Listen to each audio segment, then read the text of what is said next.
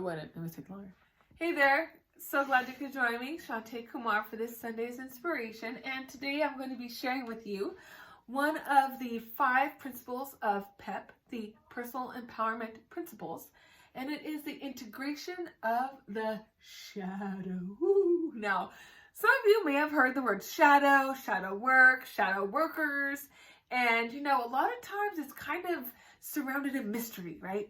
When you think of the shadow, you think of something that's hidden and something that may be dark and perhaps spooky or hard or challenging. And while all of those things may be true, if you believe that they are, that doesn't necessarily have to be the case. You see, your shadow is generally those things about yourself that you don't like or you don't like to admit that you have.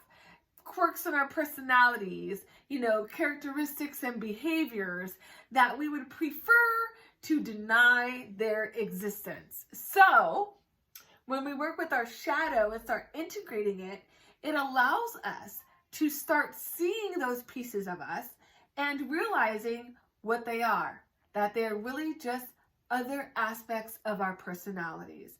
They're just another part that help to make us a more 3D being.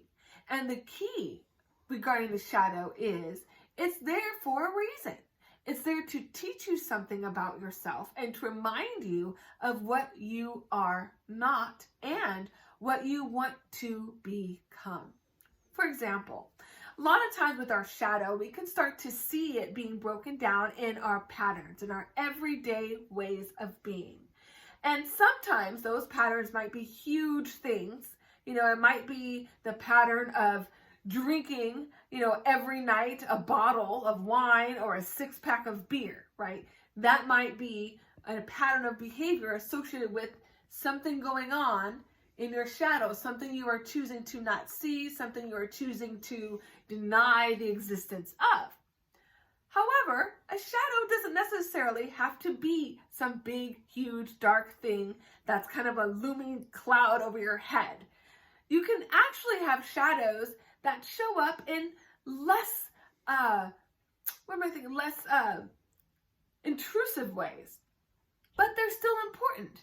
For example, I have a friend and she informed me that, she wanted to start working on her patterns, and she recognized that one of the patterns she had is she tended to put on her clothes the same way.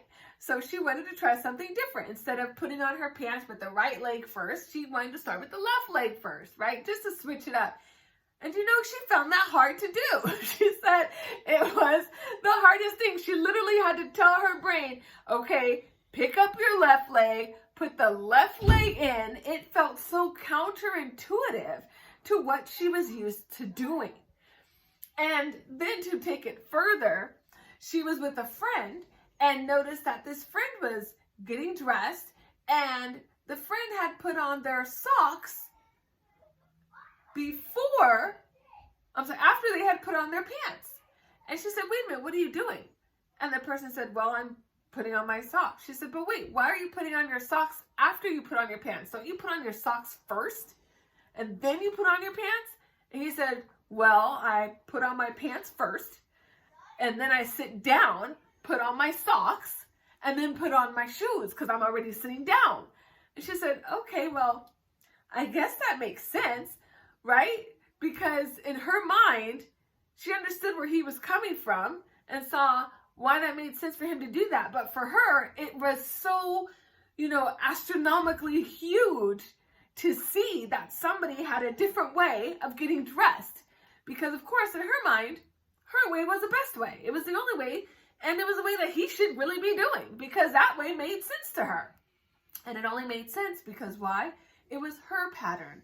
It was her belief, and it was her way of doing things.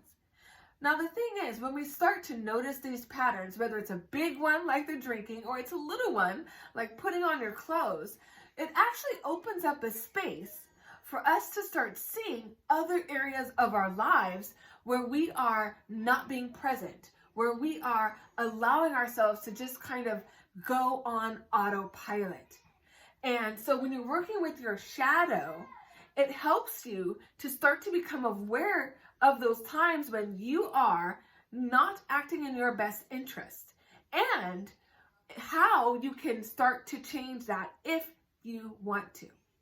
Now, I hope this has kind of shed some light about shadow and shadow work and helps you to recognize that, you don't have to start with the big things. You can start with the little things, such as, changing the direction that you go when you're going to work in the morning. Instead of making that left, hang a right instead and see what happens.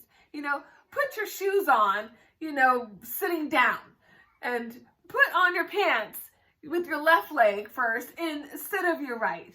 Doing these small little changes actually can help to cue you in and help to set the groundwork for tackling those other behaviors and other patterns that you've noticed that might make you get a little queasy and make you a little less likely to want to tackle them.